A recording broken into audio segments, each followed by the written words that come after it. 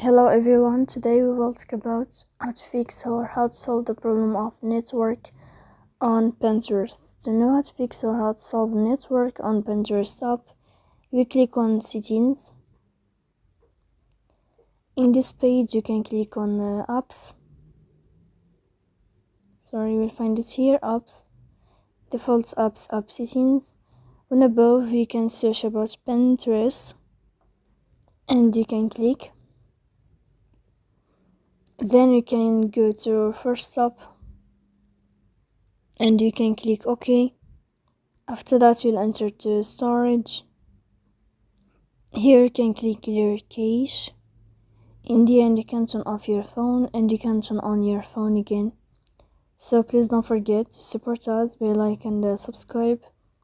See you next time in another video, and thank you for your attention and your watching.